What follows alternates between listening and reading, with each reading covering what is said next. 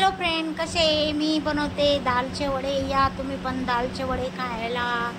आता दालचे वडे माहीत नाही, एवढी भूक लागलेली आहे ना, मला राहत नाही आहे. कवा बनणार कवा नाही माहीत नाही. आता पा तुम्हाला पण भूक लागली की तर तुम्ही पण असे करता का? फटाफट काढायला पाहिजे आणि कवा तोंडामध्ये जायला पाहिजे असं म्हणता का तुम्ही पण? जर भूक लागली राहिली तर मग या तुम्ही पण दाळचे वडे खायला. मी पण खाते, तुम्ही पण या. मस्तपैकी शेंगदाण्याची चटणी सोबत दालचे वडे खाऊ.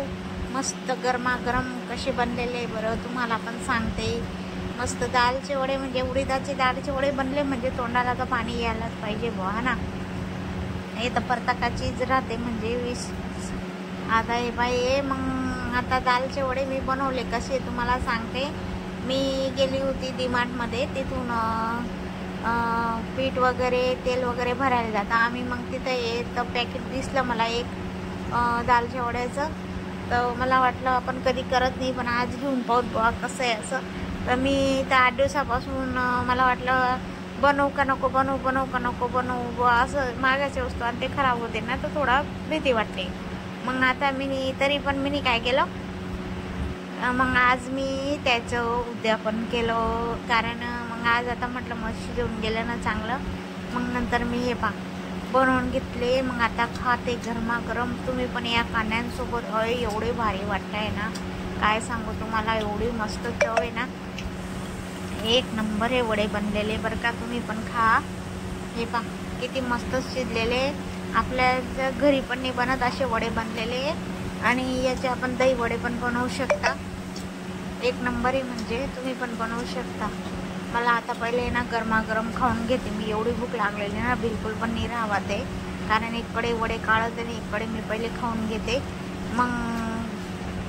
मग तुम्हाला सांगते. अजून तुम्हाला पण यायचं असेल तर तुम्ही पण एकदम कुरकुरीत बनलेले आणि एकदम मस्त बनलेले.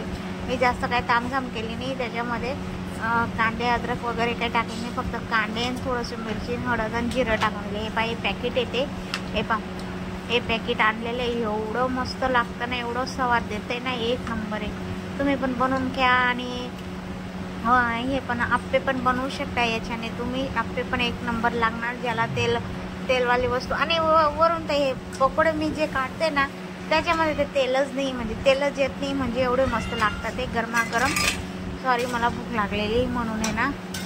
खात पण आहे मी आणि तळत पण आहे. तुम्हाला पण जर खायचं असेल तर या पक्का. मस्तपैकी सर्वजणी खाऊत आपण दाल वडे. कोणाकोणाला आवडतं मला नक्की सांगा. हे हॉटेलच्या माहेर बनलेले नक्की त्याची हे येते. मस्तपैकी दाल वडे खा. तुम्ही पण खा.